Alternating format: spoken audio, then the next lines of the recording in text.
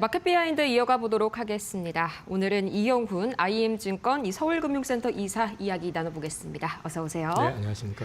네, 안녕하세요. 이 밤사이에 원달러 같은 경우에는 계속해서 다시 한번 조금 올라가는 흐름 보였고 뭐 어쨌든지 간에 휴장이었기 때문에 현물 시장은 멈춰 있었지만요. 선물 시장에서 3대 지수가 약 1% 정도 강세 보이고 있더라고요. 좀 이제 회복 탄력성이 많이 좋아진 느낌인데 트럼프 대통령도 이때쯤 되면 이제 알 것 같습니다. 이렇게 변덕이 예전만큼 먹히지 않는다는 걸 분명 알 텐데 왜 또 이번에 유예 결정을 이틀 만에 이렇게 뒤집은 걸까요? 두 가지였던 것 같아요. 일단 첫 번째는 이거 발표하기 전에 시장에서 관심이 온통 그 금리에가 있었거든요. 미국채 수익률이 다시 4.5를 넘어서고 10년물이 30년물 같은 경우는 이제 5.0 이상에서 더 치고 갈 것 같은 분위기였었기 때문에 시선을 좀 분산시킬 목적으로 다시 끄집어낸 측면이 있는 것 같고 그렇게 되니까 시선이 전부 관세 하면서 이제 그쪽으로 가게 되면 다시 이제 미국채 같은 경우는 여전히 그래도 그런 어떤 불안감이 작용할 때는 조금 금리를 좀 떨어뜨리면서 이쪽으로 좀 수요가 이제 들어올 수 있는 측면이 있고요.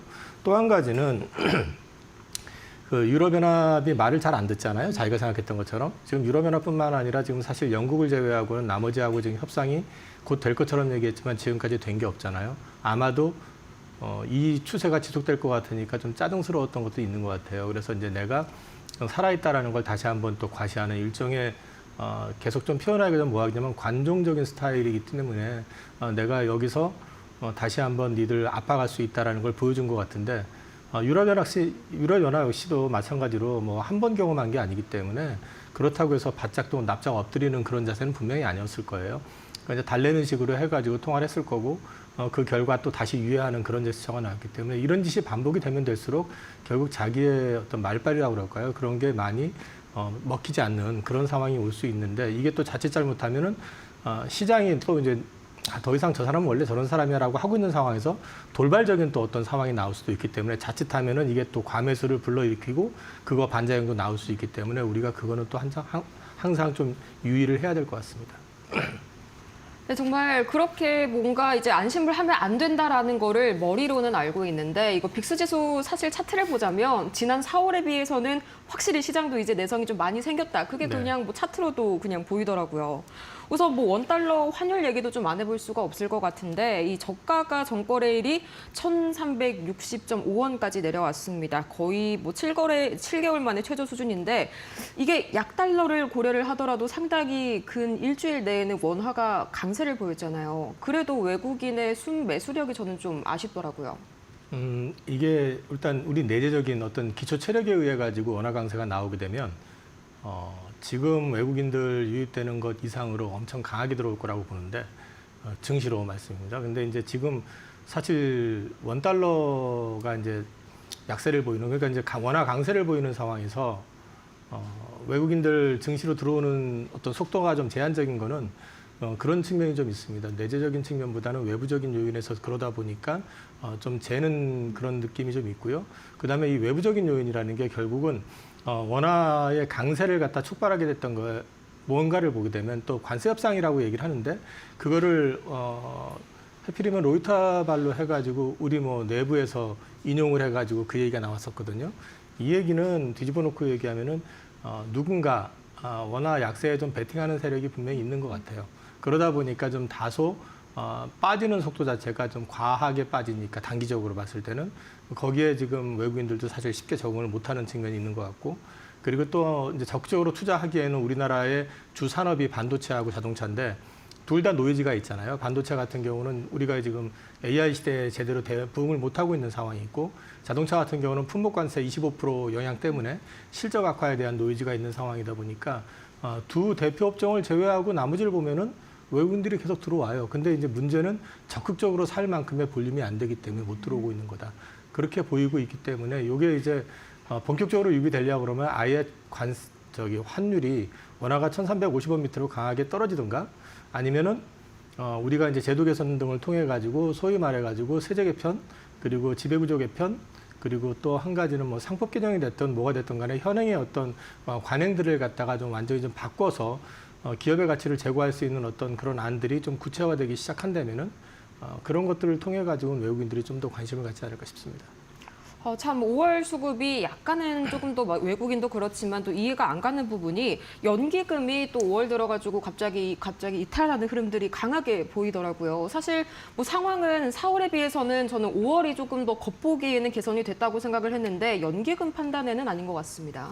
연기금 같은 경우는 뭐 차익을 실현하는 측면도 분명히 있을 수 있고요. 그다음에 연기금의 국내 주식 그 투자 비중 자체를 갖다가 계속 키울 수만은 없잖아요. 그래서 비중 조절해가면서 대응하는 거라고 보시면 될 것 같고, 연기금 트레이딩 같은 경우는 사실 우리가 자꾸 주가 빠지면 연기금이 방어해줘야 돼, 이런 식의 어떤 마인드를 갖고 있는 것처럼 또 주가 올라가는데 왜 팔아, 이런 식으로 이제 자꾸 보시면 안 되는 게, 연기금은 연기금에 맞게 기금 운용 차원에서 주가가 많이 빠져서가 아니라 우리 기업 가치 대비해서 많이 저평가되어 있고 이게 돌아설 수 있다라는 판단이 섰을 때 들어오는 거고, 그다음에 또 수익을 충분히 냈을 경우에는 일정 부분 차익을 실현하는 거기 때문에 연기금 트레이딩에 대해서는 그런 정도로 이해하시는 게 좋을 것 같습니다. 이제 좀 연기금의 그런 수급 상황에 대해서 약간 좀 그래도 안심이 되네요. 그냥 차익 실현에 불과하다고 말씀을 주셨으니까요. 이제 다음으로 이제 시장이 이번 주에서는 엔비디아 실적 발표, 우리 시간으로 29일 새벽 5시 20분경이죠. 아무래도 SK 하이닉스랑 삼성전자가 또 여기에 따라서 좀 많이 주가가 향방이 갈릴 것 같은데, 뭐 올해는 뭐 CES, GTC, 컴퓨텍스까지 워낙 뭐가 많았다 보니까 새로운 이야기는 좀 부재할 것 같습니다. 일단 살짝 지금 미리 흘려내는 느낌이 드는 게, 컴퓨텍스 2025에서 엔비디아 젠슨 황 CEO가 그 H20 관련해가지고 이제 중국으로 나갈 걸 지금 이제 못 팔게 됐잖아요. 그것만 해가지고 55억 달러 지금 뭐 손비 처리를 했다라는 얘기를 했기 때문에 실적에 대한 기대감은 크지 않을 거라고 봅니다. 그러면 이제 앞으로 이제 중요한 거는 엔비디아가 과연 포워드 가이던스를 제시할 수 있을까? 그게 가장 중요할 것 같아요. 최근에 보면은 주요 빅테크를 위시해가지고 상당 부분의 업체들이 포워드 가이던스 제시를 지금 못하고 있거든요. 관세 때문에.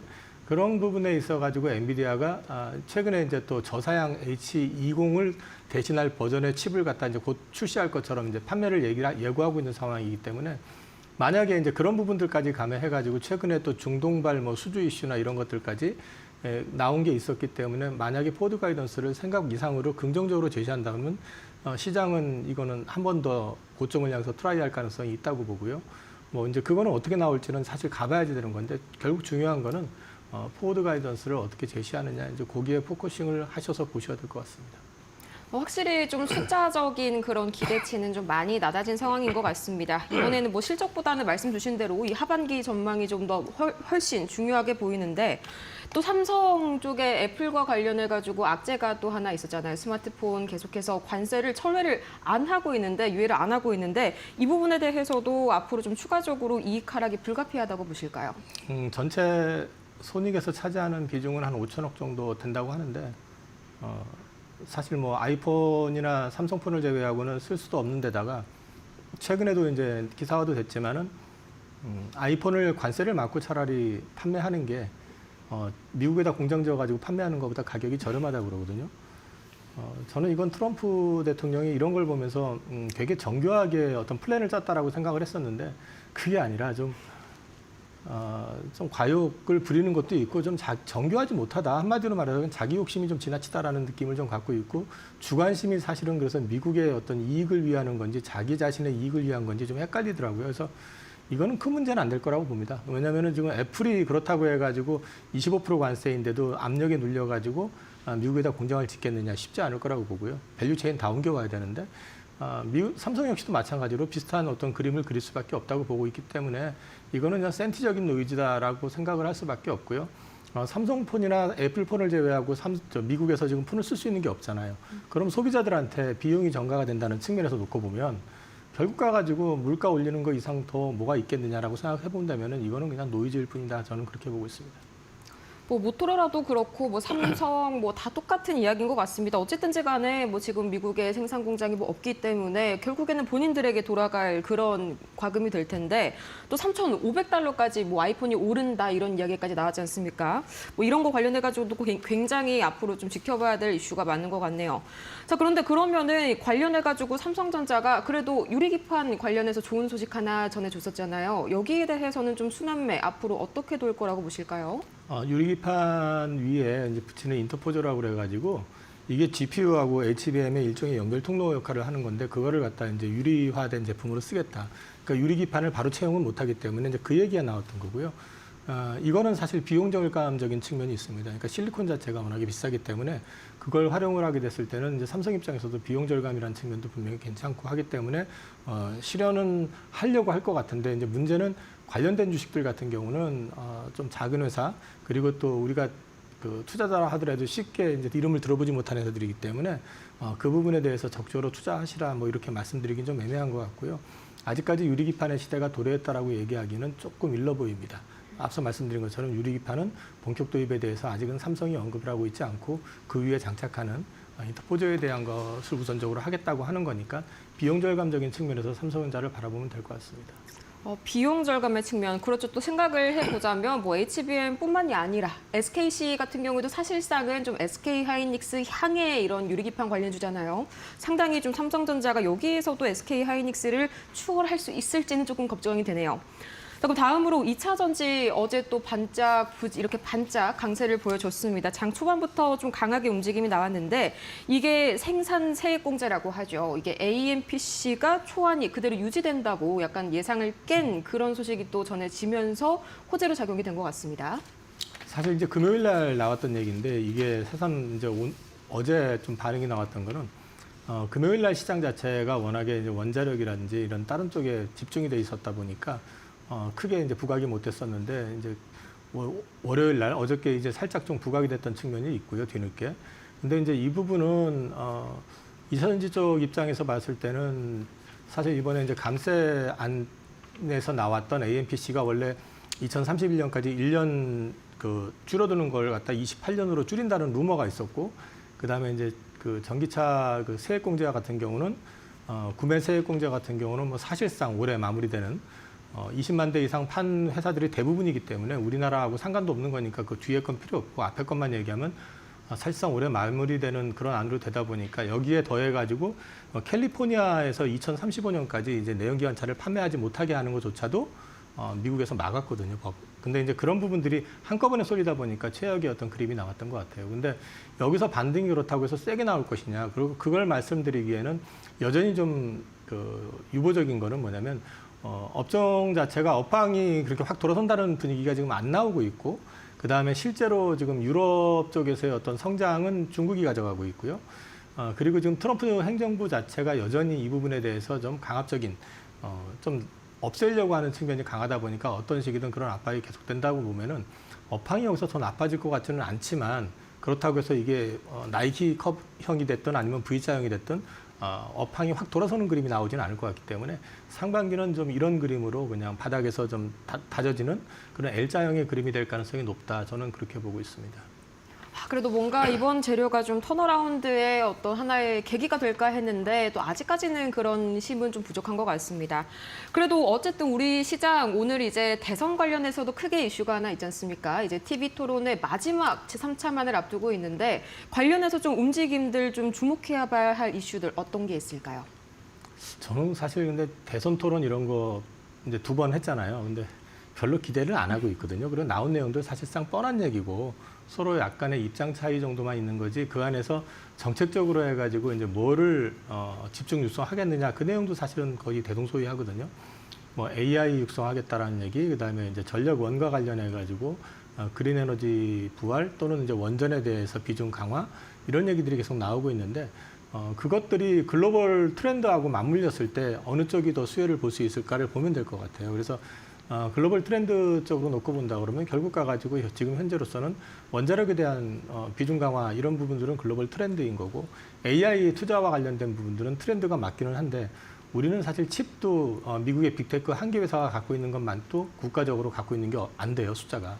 그렇기 때문에 초기 단계이기 때문에 너무 과하게 그쪽을 맹신할 수는 없는 상황인 것 같아요. 그래서 그 방향으로 가겠구나라는 정도만 이해를 하시면 될 것 같고 한 가지 지금 그나마 이제 그걸 떠나가지고 저는 기대를 하고 있는 건 앞서도 잠깐 말씀드렸지만 정책적인 변화 가능성, 우리나라의 기업의 어떤 제자리 찾기, 주가의 기업 가치의 제자리 찾기의 일환으로서 여러 가지가 지금 진행이 될 수 있고 이거는 국민의힘이나 민주당 쪽에서 공이 비슷한 어떤 그림을 그려가고 있는 게 배당소득 분리과세 제도라든지 또는 이제 그 나와 있는 것들 보면은 아무리 상법 개정까지는 약간의 갈리는 부분이 있긴 하지만은 이 강화되는 뭐 밸류업이 됐던 기업 제자리 찾기라든지 이런 것이 됐던 간에 그런 쪽에 어떤 측면이 좀 더 강화될 가능성이 있다는 측면에서 봤을 때는 오히려 그쪽에 더 관심을 가지고 그게 세법이 됐든 아니면 정책이 됐든 어떻게 변화를 유도할 것인지 그런 쪽에 포커싱을 해보신다 그러면 이게 증시 입장에서 봤을 때는 오히려 더 큰 효과를 줄 수 있지 않을까 싶습니다.